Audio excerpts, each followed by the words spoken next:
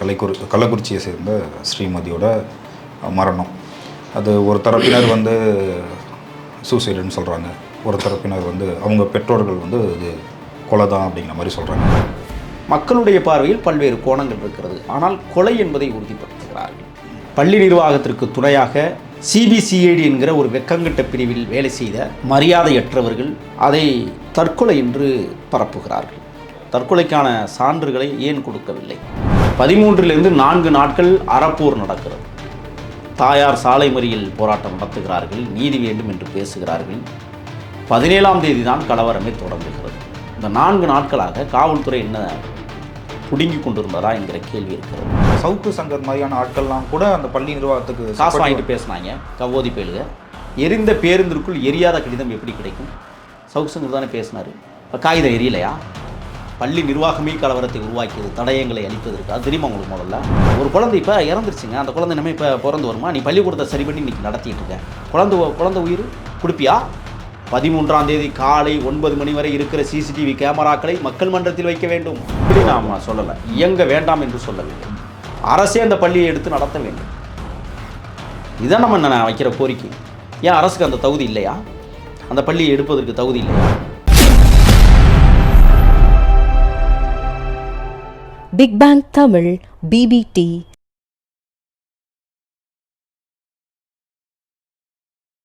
வணக்கம் தோழர். வணக்கம். எப்படி இருக்கீங்க? சிறப்பாக இருக்கேன். சமீபமாக ஒரு விஷயம் வந்து பேசு பொருளாக போயிட்டே இருக்குது. ஸ்ரீமதி கள்ளக்குறிச்சியை சேர்ந்த ஸ்ரீமதியோட மரணம். அது ஒரு தரப்பினர் வந்து சூசைடுன்னு சொல்கிறாங்க, ஒரு தரப்பினர் வந்து அவங்க பெற்றோர்கள் வந்து இது கொலை தான் அப்படிங்கிற மாதிரி சொல்கிறாங்க. உண்மைத்தன்மை என்ன தான் நடந்துச்சு? பள்ளி நிர்வாகம் மட்டுமே தற்கொலை என்று இதுவரை சொல்லியிருக்கிறது. பள்ளி நிர்வாகத்திற்கு துணையாக சின்னச்சேலம் காவல் நிலையத்தைச் சேர்ந்தவர்கள், அப்பொழுது இருந்த காவலர்கள், சிபிசிஐடி என்கிற ஒரு வெக்கங்கட்ட பிரிவில் வேலை செய்த மரியாதையற்றவர்கள் அதை தற்கொலை என்று பரப்புகிறார்கள். ஆனால் ஒட்டுமொத்த தமிழ் தேசிய இனத்தில் உள்ள அனைவரும் தங்கை ஸ்ரீமதி நிச்சயமாக தற்கொலை அல்ல, அது வேறு விதமாக கொலை செய்யப்பட்டிருக்கிறாள். மக்களுடைய பார்வையில் பல்வேறு கோணங்கள் இருக்கிறது. ஆனால் கொலை என்பதை உறுதிப்படுத்துகிறார்கள். நாம் தொடர்ந்து பல வலைவலித்தளத்தில் இல்லை, மக்களுக்கு 2010 பார்வைகள் தான் இருக்காங்க.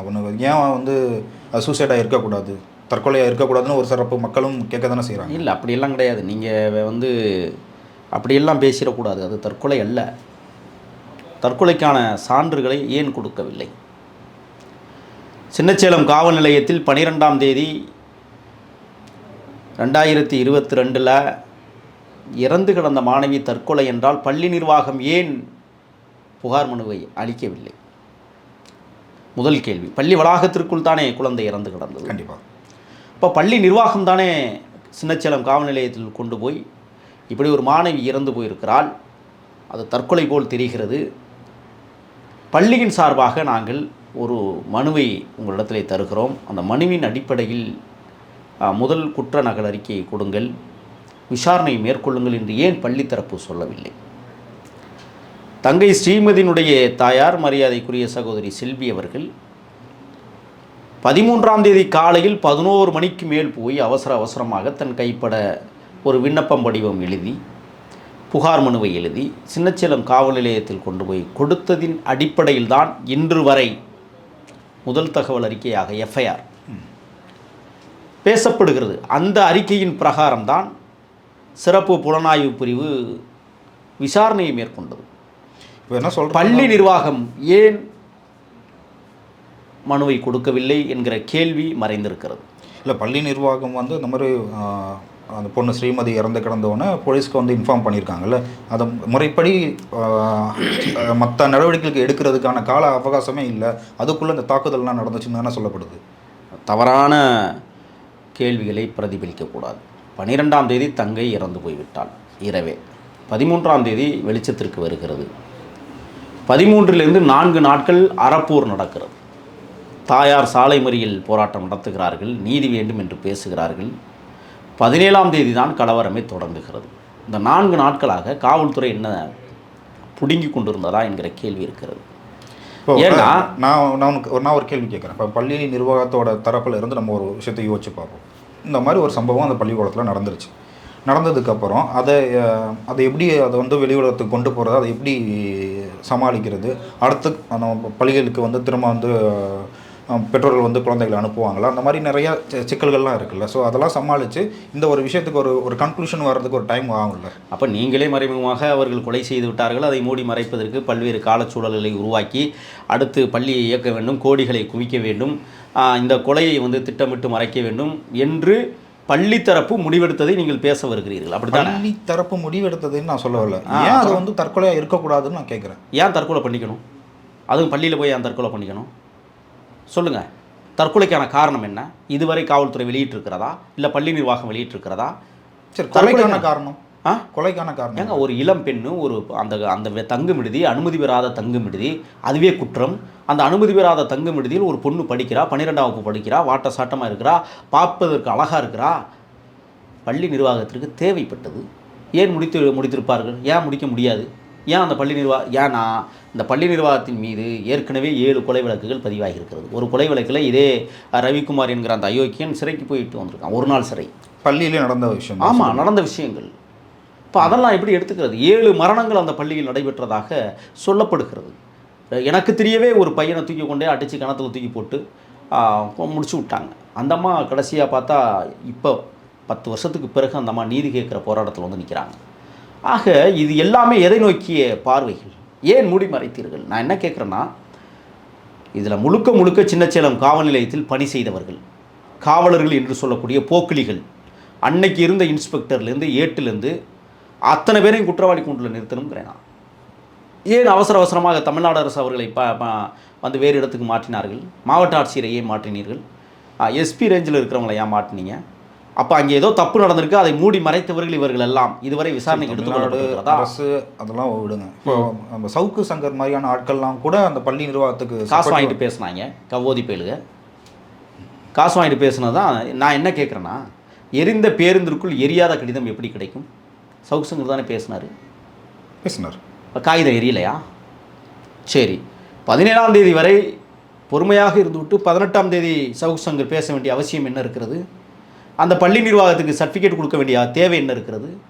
பாதிப்பு எங்கே நிகழ்ந்திருக்கிறதோ அந்த பாதிப்பு பிரகாரம் பேசணுமா இல்லையா? பாதிக்கப்பட்டவங்க. ஆனால் பள்ளி வந்து தீக்கிரையாக்கப்பட்டது, பல சொத்துக்கள், பல கோடி ரூபாய் சொத்துக்கள் இருந்து நாசமானது, அவனே கடனில் இருக்கிறான், இதெல்லாம் உங்களை யார் சர்டிஃபிகேட் கொடுக்க சொல்கிறது? கலவரம் எதனால் வெடித்தது? கொலை நடந்ததா? நான் என்ன கேட்குறேன்னா, கலவரம் எதனால் வெடித்தது? குழந்தை செத்து போச்சு, நீதி கேட்குறோம், 4 நாளாக நீதி கேட்குறோம், எந்த நீதியும் வரல. காவல்துறை வந்து வேண்டுமென்றே அந்த கொலையை மறைக்கிறது. நீதி கேட்கறதுக்கான வழி வந்து கலவரம் மட்டும்தானா? கலவரம் எதனால் உருவானது? யார் உருவாக்குனது கலவரத்தை? பள்ளி நிர்வாகமே கலவரத்தை உருவாக்கியது, தடயங்களை அளிப்பதற்கு. அது தெரியுமா உங்களுக்கு? முதல்ல பொதுமக்கள் போய் கலவரம் பண்ணல. யார் பண்ணது? பொதுமக்கள் என்ன செஞ்சாங்க? கலவரம் நடந்து முடிஞ்சதுக்கு பிறகு அங்கே இருக்கிற பொருள்களை சூறையாடிட்டு போனாங்க. ஆமாம், அதற்கு கைது செய்தது காவல்துறை. அவர்களை வந்து போக்சோ சட்டத்தில் எல்லாம் கொண்டே போட்டிங்க. ஏன் பள்ளி நிர்வாகத்திற்குள் இருந்து கொண்டே காலையில் 7:30 மணிக்கு கலவரத்தை தொடங்கியவர்களை கைது செய்யவில்லை காவல்துறை? அதுக்கு பதில் உண்டா? சொல்லுங்கள். இன்றைக்கி வர சின்னச்சேலம் அவுட்டரில் இருக்கிற ஒரு திருமண மண்டபத்தில் கொங்கு மண்டபம், அந்த மண்டபத்துக்கு பேரே கொங்கு மண்டபம், அந்த மண்டபத்தில் கொண்டே இந்த அடியாட்கள் எல்லாம் கொண்டே சேர்த்து வச்சதுனா இது ரவிக்குமாரை சொல்கிறாரு, நாங்கள் சொல்லலை.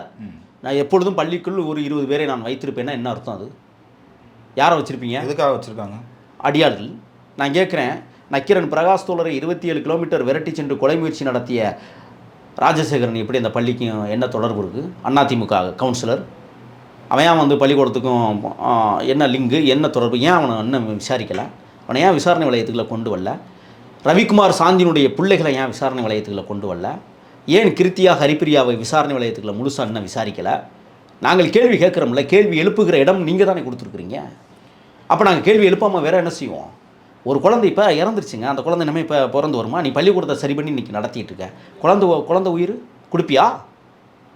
சவுக்கு சங்கர் போன்றவர்கள் எல்லாம் வாய்க்கு வந்ததை போல. நான் சவுக்கு சங்கர் முதலாக கட்டி வாங்கின இடமே கள்ளக்குறிச்சி பள்ளிக்கூடம் தான், கனியாமூர் பள்ளிக்கூடம் தான். 30 லட்சம் பணத்தை வாங்கி கொண்டு பேரம் பேசி கொண்டு தான் ஆதந்தமிழ், என்னுடைய தாய் வீடு தான் ஆதந்தமிழ், என்னை அறிமுகப்படுத்தியது ஆதந்தமிழ். அங்கே தானே போய் உட்காந்து நீங்கள் கக்குனீங்க, அங்கே தானே உட்காந்து போய் பேசுனீங்க. இன்றைக்கி சவுக்கு சங்கரை கேள்வி கிட்ட பெலிக்சேரால்கிட்ட வந்து கைது பண்ண காவல்துறை சவுக்கு சங்கரை கேள்வி கேட்ட இந்த வழக்கில் மாதேசையும் கைது பண்ணணும்னு நான் சொல்கிறேன். ஏன்னா அப்போ தான் உண்மைத்தன்மைகள் வெளியில் வரும். நிச்சயமா. ஆக நான் என்ன கேட்குறேன்னு சொன்னால், பள்ளி நிர்வாகம் தொடக்கத்திலேயே தவறு செய்தது ஏன்? இன்னைக்கு 26 சிசிடிவிகள் ஓப்பன் ஆகலைன்னு சொல்லிட்டு நீதிமன்றத்தில் போய் சொல்கிறீங்க. வெக்கமா இல்லை உங்களுக்கெல்லாம்? ஏன் ஓப்பன் ஆகலை? மொத்தம் 211 சிசிடிவி கேமராக்களில் 26 சிசிடிவிகள் ஓப்பன் ஆகலை. இன்றைக்கி நீதியரசர் கேட்டிருக்காங்களே, ஏன் அது ஓப்பன் ஆகலை? அதுக்கு என்ன காரணம்? எதை மூடி மறைக்கிறீங்கன்னு இன்றைக்கி நீதியரசரே கேள்வி கேட்டிருக்கிற நிலைமை உருவாகி இருக்கிறது என்றால் யார் பக்கம் தவறு இருக்கிறது? அந்த காலம் நான் என்ன கேட்குறேன்னா, உங்கள் பார்வையில் வர்றேன், ஒரு தற்கொலை. அந்த தற்கொலை எங்கேருந்து நடந்துச்சு, எப்படி நடந்துச்சு? நான் கேட்குறேன், ஒரு குழந்தை மேலேருந்து கீழே விழுந்து செத்து போகிறான்னு சொன்னால் அந்த குழந்தை வந்து துடிச்சிருக்காதா, கத்திருக்காதா, அலறி இருக்காதா, அந்த உயிர்மூச்சு அடங்குற போது முணங்கி இருக்காதா? அந்த சிசிடிவி எங்கே? நான் சொல்லுகிறேன், 12ஆம் தேதி மாலை 5 மணியிலிருந்து 13ஆம் தேதி காலை 9 மணி வரை இருக்கிற சிசிடிவி கேமராக்களை மக்கள் மன்றத்தில் வைக்க வேண்டும். மக்கள் கேட்குறார்கள், ஏன் கொடுக்க மறுக்கிறீங்க? எதை மறைக்கிறீங்க? இதே ரவிக்குமார் தானே சொன்னார். என்ன சொன்னார்? எல்லா சிசிடிவி ஃபுட்டேஜ்களையும் நாங்கள் காவல்துறைக்கிட்ட ஒப்படைச்சிட்டோம்னு சொன்னார்ல. அப்போ காவல்துறை இதில் வந்து திருட்டு வேலை பண்ணுதா? நான் கேட்குற பதில் உண்டா? காவல்துறை திருட்டு வேலை செய்கிறதா, அல்ல திருடனுக்கு காவல்துறை ஒத்து போகிறதா? இந்த கேள்வி இருக்கா இல்லையா? ஏன் இதை வந்து நீங்கள் வந்து இதை வந்து இன்றைக்கி வர பேசாமல் இருக்கிறீங்க? நான் கேட்குறேன், இந்த விசாரணை வளையத்துக்குள்ள நான் மண்ணாங்கட்டின்னு ஒரு தெரிந்தான் தெரியுமா, கேட்டு காவலாளி, இதுவரை சீன்லேயே கொண்டு வரல. எதற்கு கொண்டு வரல? மண்ணாங்கட்டியை தாண்டி தானே அந்த பிணம் போயிருக்கணும் வெளியில். எத்தனை மணிக்கு போயிருக்கணும்? ஏன் அந்த மண்ணாங்கட்டிக்கு தெரியாதா? ஏன் விசாரணை வளையத்துக்குள்ள கொண்டு வரல? சரி, தூத்துக்குடியிலேருந்து ஒரு அம்மா, ஒரு டீச்சர் அங்கேயே தங்கி அங்கேயே வேலை செஞ்சு இதுவரை அந்த அம்மாவை வெளியிலே காட்டலை. அவங்ககிட்ட விசாரணையும் நடத்தலை. அப்போ சிறப்பு புலனாய்வு பிரிவுங்கிற வெக்கங்கட்ட, கேவலங்கட்ட, மானங்கிட்ட, கையூட்டு வாங்குகிற பண்ணை முதலாளிகளுக்கு பங்காளியாக மாறி இருக்கிற அந்த சிறப்பு புலனாய்வு பிரிவு என்கிற வெக்கங்கட்ட பிரிவு ஏன் இதை விசாரிக்கவில்லை? நம்ம கேட்குறோம்ல. அப்போ மக்கள் வரிப்பணத்தில் சம்பளம் வாங்குகிற நீங்கள் ஏன் இதை பற்றி மூடி மறைக்கணும்? கண்டிப்பாக உண்மைத்தன்மையை உலகத்திற்கு சொல்ல வேண்டும் என்பதற்காகத்தான் நாங்கள் வந்து உயிர் மூச்சை கத்திக்கிட்டு இருக்கிறோம். இப்போ அந்த ஸ்ரீமதியோட பெற்றோர்களோட நிலைமை என்ன மாதிரி மனநிலையில் இருக்காங்க? அடுத்த கட்டமாக என்ன முயற்சி? சகோதரி செல்வி அவர்கள் இந்த வழக்கை விடப்போவதில்லை. சகோதரி செல்வியை பள்ளி நிர்வாகம் தொடர்ந்து கண்காணித்து கொண்டிருக்கு. இல்லை, பள்ளி நிர்வாகம் இவ்வளோ தூரம் செஞ்சுருக்கு அப்படின்னா இவங்களுக்கான மிரட்டல்கள்லாம் வந்திருக்கதா? எங்கள் அண்மையில் நீதிமன்றத்திற்கு போகிற போது கூட ஒரு பெண், ஒரு டீச்சரை அனுப்பி வீடியோ எடுக்க வச்சுருக்கிறாங்க. வீட்டுக்கே போய் ஒரு காரில் போய் 4-5 பேர் நாங்கள் வந்து சிறையில் இருந்தோம், நாங்கள் வந்து ஸ்ரீமதி விஷயத்தில் நாங்கள் வந்து கலந்து கொள்ள முடியல, நாங்கள் இப்போ வந்திருக்கிறோன்னு சொல்லிட்டு அங்கேயே ஃபோட்டோ எடுத்து அங்கேயே வீடியோ எடுத்து அந்த வீடியோலாம் பள்ளிக்கு ஆதரவாக பேசக்கூடிய ஒரு கார்த்திக்குங்கிற ஒரு கேனப்பைய இருக்கேன், அந்த கேனப்பைய சேனலில் கொண்டே கொடுத்துருக்காங்க. அப்போ பள்ளி நிர்வாகம் பல கோணங்களில் ஸ்ரீமதியினுடைய தாயாரை கண்காணிக்க தொடங்கியிருக்கிறார்கள். அவருடைய உயிருக்கு அச்சுறுத்தல் இருக்கிறது. நான் இப்போ சொல்கிறேன், தமிழக அரசு இதில் விழிப்போடு இருக்க வேண்டும். ஒருவேளை சாந்திக்கு ஏதாவது உயிர் பங்கம் வந்தால் அதற்கு முழு பொறுப்பு தமிழ்நாடு அரசு ஏற்றுக்கொள்ள வேண்டும். அதற்கு முழு பொறுப்பு பள்ளி நிர்வாகம்தான். நிச்சயமா. ஏன்னா தொடர்ந்து கண்காணிக்கிற வேலையை செய்து கொண்டிருக்கிறார்கள். என்ன யோக்கியதை இருக்குது உங்களுக்கெல்லாம் கண்காணிக்கிறதுக்கு? என்னையை கூட கண்காணித்து கொண்டிருக்கிறார்கள், எனக்கு தெரியும். இன்னொன்று சொல்கிறேன், பேசினால் பேசுகிற இடத்தில் இருக்கிறோம். குழந்தை இறந்துட்டா இதுக்கான தீர்வு என்ன? இப்போ என்ன, எதை நோக்கி இந்த வழக்கு போயிட்டுருக்கு? முதல் தகவல் அறிக்கை தவறானது, குற்ற நகல் அறிக்கை போலியானது. மீண்டும் விசாரணையை தொடங்க வேண்டும்.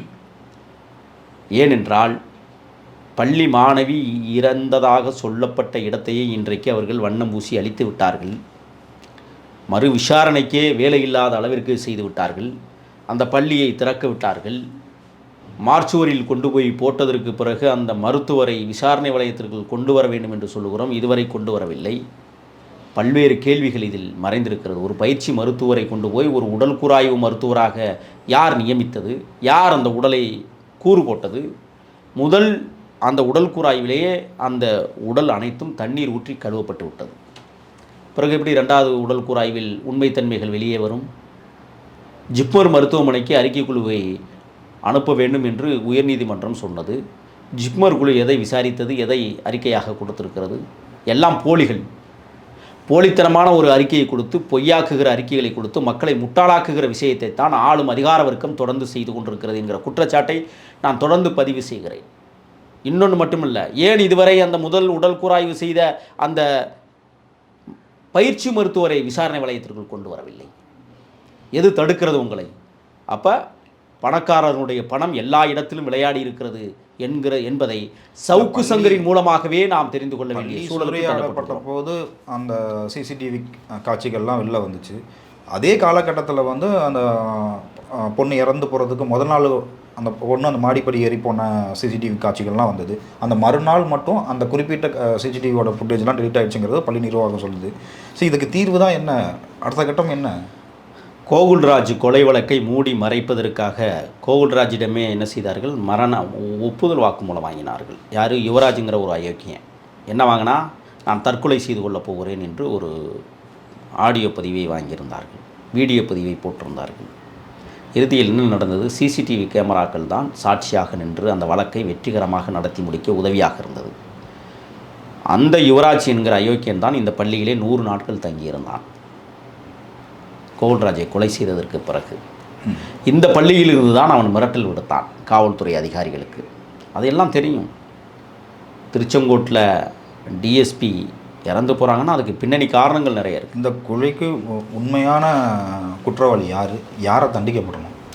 உண்மையான குற்றவாளிகள் பள்ளி நிர்வாகம் தான். பள்ளி நிர்வாகத்தை தாண்டி எதுவுமே நடந்துக்காது. பள்ளி நிர்வாகம் யாரை வரவழைத்தது, யாருக்காக அந்த பெண் குழந்தை பரிமாறப்பட்டது, எதற்காக அங்கே பார்ட்டி நடந்தது, என்ன காரணங்களுக்காக பார்ட்டி நடத்தினீர்கள், அனுமதி பெறாத கல்வி விடுதி எப்படி நடத்தப்பட்டது, அதற்கு அனுமதி கொடுத்தவர்கள் யார், அந்த பள்ளியில் இதுவரை போய் ஆய்வு செய்ததே கிடையாதா பள்ளி நிர்வாகத்தை ஆய்வு செய்ததா கல்வித்துறை, இதெல்லாம் கேள்வியாக இருக்கிறது.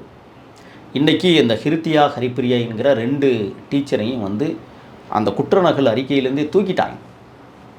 கிருத்தியா தான் கையெழுத்து போட்டு மார்ச் ஊரில் கொண்டே போட்டது. எப்படி நீக்கினீங்க? அப்போ எவ்வளவு போலித்தனமான விஷயங்களை நீங்கள் பொதுமக்கள்கிட்ட பரப்பிக்கிட்டு இருக்கீங்க. ஆக்சுவலாக அங்கே இருக்க டீச்சர்ஸ் எல்லாருமே உடந்ததான்னு சொல்கிறீங்க. கண்டிப்பாக எல்லா டீச்சர்ஸையும் நம்ம சொல்லிட முடியாது. ஹிருத்தியா ஹரிப்பிரியாவை ஏன் விசாரணை வளையத்துக்குள்ள கொண்டு வரலைன்னு நம்ம தொடர்ச்சியாக கேள்வி வைக்கிறோம். அந்த தூத்துக்குடி டீச்சரை ஏன் வந்து ஜெவஜீவ பிரியா எதற்காக இதுவரை அந்த அம்மாவை கண்ணில் காட்டலை? என்ன காரணம்? உங்களுக்கு எது தடுக்குது சொல்லுங்கள். அப்போ நீங்கள் திட்டமிட்டு படுகொலை செய்து விட்டு தான் 26 சிசிடிவி கேமராக்கள் இயங்கவில்லை. உண்மையை வெளியில் சொல்லிடுவாங்கங்கிற ஒரு ஆமாம், மண்ணாங்கட்டியை விசாரணை வளையத்துக்குள்ள கொண்டு வாங்க. ஏன் கொண்டு வரல இதுவரை? வாட்ச்மேனை ஏன் கொண்டு வரல? வாட்ச்மேனுக்கு தெரியாமல் அந்த பிணம் சின்னச்சேலம் மருத்துவமனைக்கு அவசர கதியில் ஓடி இருக்குமா? சொல்லுங்கள். சின்னச்சேலம் மருத்துவமனை முடியாது என்று மறுத்ததற்கு பிறகு கள்ளக்குறிச்சி மருத்துவமனைக்கு அவசரமாக ஒரு வேனில் ஏற்றி கொண்டு போவீங்க. எப்படி இது சாத்தியமானது உங்களுக்கு மட்டும்? அப்போ பணம் பாதாளம் வரை பாய்ந்திருக்கிறது என்பதற்கு எடுத்துக்காட்டு தான் சின்னச்சேலம் காவல் நிலையத்தில் பணி செய்தவர்களை விசாரணை வளையத்திற்குள் கொண்டு வர வேண்டும். அந்த காலத்தில் பணி செய்த காவலர்கள் என்று சொல்லுகிற போக்கிலிகளை விசாரணை வளையத்திற்குள் கொண்டு வர வேண்டும். அவர்களுக்கு தெரியாமல் இருக்காது. இந்த பள்ளியில் இது மாதிரியான செயல் வந்து வழக்கமாக நடந்துக்கிட்டே இருக்கு. இன்னும் எத்தனை நடந்தது கிடையாது, நடந்துக்கிட்டே இருக்குன்றீங்க. இப்போ இருக்குன்றீங்க. ஆமாம், நடக்கும். ஏன் நடக்காதுன்னு நீங்கள் நினைக்கிறீங்க? சொல்லுங்கள் பார்ப்போம். 7 கொலைகளை செய்த பள்ளி இனிமேல் கொலை செய்யாது என்பதற்கு என்ன உத்தரவாதம் நீங்கள் தரப்போறீங்க? சொல்லுங்கள். இந்த ஆண்டு ஒன்று பயன்படுத்தியிருக்கிறாங்க. என்ன பயன்படுத்தியிருக்காங்க தெரியுமா? ஸ்ரீமதிங்கிற பேரில் அந்த பள்ளிக்கு முதலிடம் வாங்கி தந்திருக்கிறான்னு சொல்லி ஒரு பெரிய விளம்பரத்தை போட்டுக்கிட்டு இருக்காங்க. தருதலைகள் தெரியுமா உங்களுக்கு? இல்லை, கேள்விப்படல. நான் என்ன கேட்குறேன்னா, ஏன் ஏவா வேலு வந்து அமைச்சர் ஏவா வேலு செல்வி சகோதரியை முதலமைச்சரிடம் கூட்டிகிட்டு போனீங்களா? ஏன் முதலமைச்சர்கிட்ட செல்வியை பேச விடலை? ஏன் ஏவா வேலு தடுத்தார்? தடுப்பதற்கான காரணம் என்ன? பேச விடாமல் தடுத்ததுக்கான காரணம் அங்கெல்லாம் விசாரிக்கணும். ஏவா வேலுவே விசாரணை வளையத்துக்களை கொண்டு வரணும்னு நான் சொல்கிறேன். திராவிட முன்னேற்றக் கழக ஆட்சியை பல இடங்களில் நாம் விமர்சனம் செய்கிறோம், பல இடங்களில் பாராட்டுகிறோம். பாராட்ட வேண்டிய இடத்தில் பாராட்டுகிறோம். இந்த வழக்கு ஆனால் இது ஓகே, இந்த அரசாங்கம் இதுக்கு முறைப்படியான ஒரு நடவடிக்கை எடுக்கலைன்றீங்க. இதுக்கு பின்புலமாக இருக்கிறது யார்? பின்புலம் ஆர்எஸ்எஸ் கும்பல் பின்புலமாக இருக்கிறது. ஏன்னா அந்த பள்ளியில் ஆர்எஸ்எஸ் சாகா வகுப்பு மாதம் நடக்கிறதுக்கு செலவு செய்தவனே அந்த ரவிக்குமார் தான். ரவிக்குமார் ஒரு ஆர்எஸ்எஸ் பேர்வழி, ஆனால் அதிமுகவில் இருக்கிறார். நீங்கள் இதில் ஒரு மறைந்திருக்கிற மர்மம் ஒன்று இருக்குது, சந்தேகம் இருக்கிறது என்று சொல்லுகிறேன். 11ஆம் தேதி அனைத்து இந்திய அண்ணா திராவிட முன்னேற்றக் கழகத்தினுடைய பொதுக்குழு. இந்த பொதுக்குழுவிலே எடப்பாடியா ஓபிஎஸ்ஆ என்கிற ஒரு பெரிய போட்டி இருந்தது. எடப்பாடி வென்று விட்டதாக அறிவித்தார்கள். 12ஆம் தேதி எடப்பாடி கள்ளக்குறிச்சி வெற்றி ஊர்வலத்தில் கலந்து கொள்கிறார். ராஜசேகர் என்கிற அதிமுக கவுன்சிலர் எடப்பாடியினுடைய பினாமி.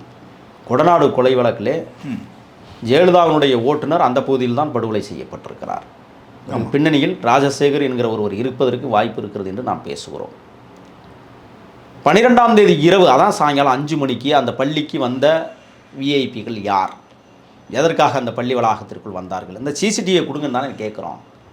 நீ கொடுத்துரு, அதில் உண்மை இருக்குன்னா நம்ம இன்னுமே பேசலை. பேசுனதுக்காக நான் 1000 முறை மன்னிப்பு கேட்டுக்கிறேன். கொடுங்க.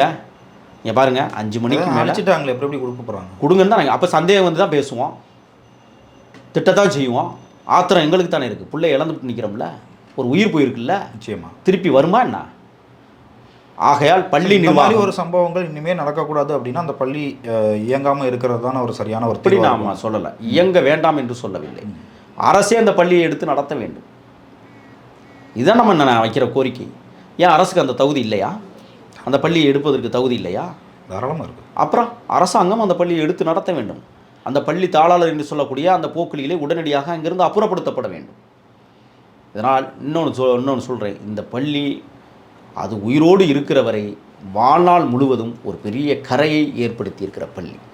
தங்கை ஸ்ரீமதியினுடைய மரணம் ஒரு அரசாங்கம் நினைச்சா ஒரு தனிநபரோட நடத்திட்டு இருக்க ஒரு நிர்வாகத்தை ஒரு பள்ளியை நல்லா வாங்க முடியுமே, நடத்த முடியுமே.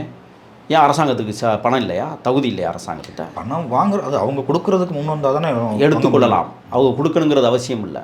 இந்த பள்ளி தொடர்ச்சியாக சிக்கல்கள் இருக்குல்ல, என்ன அதெல்லாம் ஒரு சிக்கல் போராட்டங்கள் இருக்குல்ல, அது என்ன சிக்கலும் கேட்குறேன். தொடர்ந்து 7 மரணங்கள் இந்த பள்ளியில் நடந்திருக்கிறது. ஆகையால் இந்த பள்ளியை நடத்துவதற்கு எந்த தார்மீக உரிமையும் உங்களுக்கு கிடையாது. இது அரசே எடுத்துக்கொள்ளுகிறது என்று சொன்னால் ஏன் அவன் கிட்டத்தில் வருவான் சொல்லுங்க பாப்போம். 8 வழிச்சாலைக்கு மட்டும் நிலத்தை கையகப்படுத்த முடியுதில்ல, அது எப்படி முடியும்? மக்கள் போராட்டம் நடத்தினாங்கல்ல, மக்கள் போராட்டம் நடத்தினாங்கல்ல, இது அறவழியில் இந்த பள்ளியை வந்து அரசாங்கம் எடுத்து நடத்தணும் அப்படிங்கிற மாதிரி ஒரு போராட்டம் நடத்திருக்கலாம்ல. நடத்தணும்னு நீங்கள் விரும்புனீங்கன்னா சொல்லுங்கள், நடத்துவோம்.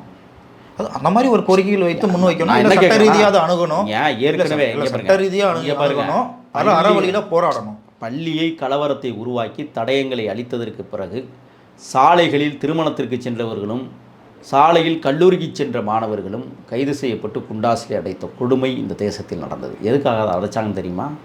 இன்னொரு போராட்டம் அந்த பள்ளிக்கும் பக்கத்தில் நடக்கக்கூடாது என்பதற்காகவே அங்கே இருக்கிற இளைஞர்களையும் பொதுமக்களையும் காயடித்தீர்கள். இனிதொரு போராட்டம் அங்கே நடக்க வேண்டும் என்றால் உங்கள் ஆசைப்படி நீங்கள் தலைமை இருங்க, நாங்கள் உங்கள் பின்னாடி வரோம். இல்லை, நாடு முழுவதுமே அந்த காலகட்டத்தில் 2022 நிறையா பேர் இதுக்கு குரல் கொடுத்தாங்க. இப்போலாம் அந்த குரல் கொடுத்தவங்களாம் அவங்களாம் எங்கே இருக்காங்க கூட தெரியல. ஒரு இந்த பள்ளியை வந்து அரசாங்கம் எடுத்து நடத்தணும், கடந்து போகிற ஒரு சட்ட ரீதியான ஒரு தீர்வு கிடைக்கணுங்கிற மாதிரி நிறையா வாய்ஸ் ஓவர் பண்ணாங்க, நிறையா பேர் பண்ணாங்க, நடிகர்கள்லாம் பண்ணாங்க, நிறையா வந்தது. அவர்கள்லாம் வந்து அந்த வழக்கு அப்போ தான் அந்த மாதிரி ஒரு சம்பவம் நடக்குது, அப்போதைக்கு பேசணும் அப்படிங்கிற மாதிரி பேசிட்டு விட்டுட்டாங்க. இப்போ வரைக்கும் பேசிகிட்டு இருக்க உங்களை மாதிரி ஒரு சில பேர்கள் மட்டும்தான். இதற்கு தீர்வு அப்படிங்கும்போது இதை வந்து அடுத்த கட்டத்துக்கு கொண்டு போகிறதுக்கு ஏதாவது ஒரு முடிவு பண்ணணும். இல்லை, அதான் சட்ட ரீதியாக ஏதாவது சட்ட ரீதியாக மூத்த வழக்கறிஞர் பாப்பா மோகன் அவர்கள் கள்ளக்குறிச்சி நீதிமன்றத்தில் எடுத்து வைத்த வாதங்களை கடுமையாக தொடுத்திருக்கிறார். பதில் சொல்ல முடியாமல் திணறி கிடக்கிறது அரசு தரப்பு வழக்கறிஞர். பள்ளி நிர்வாகம் காலப்போக்கில் நீங்கள் எழுதி வைத்துக் கொள்ளுங்கள், ஸ்ரீமதி மரணம் என்று ஒரு நாளும் தீர்ப்பு வராது. ஸ்ரீமதி ரேஃபன் மர்டர், கற்பழித்து கொலை செய்யப்பட்டிருக்கிறாள் என்கிற வரியோடு தான் நீதிமன்றம் ஒரு தீர்ப்பு சொல்லும் என்று நம்பிக்கையோடு நாங்கள் காத்திருக்கிறோம். அதற்கு பாப்பா மோகன் அவர்கள் அவருடைய வேலையை சரிவர செய்து கொண்டிருக்கிறார். வழக்கறிஞர் குழு மிக சிறப்பாக செயலாற்றி கொண்டிருக்கிறார்கள். உலகம் முழுவதும் இருக்கிற தமிழர்கள் இப்பொழுது ஸ்ரீமதி ட்ரஸ்டி என்று ஆரம்பித்திருக்கிற அந்த குழுவில் இணைந்திருக்கிறார்கள். நிச்சயமாக நான் சொல்லுகிறேன், பள்ளி நிர்வாகத்தை ஓட விட்டு விரட்டி அடிப்போம். அரசு அந்த பள்ளியை தத்தெடுத்து நடத்த வேண்டும் என்பதுதான் எங்களுடைய கோரிக்கை. இன்னொரு ஸ்ரீமதி உலகம் முழுவதும் இறந்து விடக்கூடாது. குறிப்பாக தமிழ்நாட்டில் இன்னொரு ஸ்ரீமதியை உருவாக்கி விடாதீர்கள். அதைவிட இன்னும் குறிப்பாக பல ஸ்ரீமதிகளை இழப்பதற்கு அந்த பள்ளி நிர்வாகம் இயங்கி கொண்டிருக்கிறது. அந்த பள்ளியை அரசே ஏற்று நடத்த வேண்டும் என்பதுதான் எம் போன்றவருடைய ஆழமான கருத்து, கோரிக்கை. நன்றி. அதாவது ஒரு நியாயமான ஒரு தீர்ப்பு இதுக்கு கிடைக்கணும். இந்த மாதிரி ஒரு சம்பவங்கள் இதுமாரி நடக்கக்கூடாது அப்படிங்கிற மாதிரி ஒரு விஷயங்கள் பேசியிருக்கீங்க. மிக சிறப்பு. நன்றி.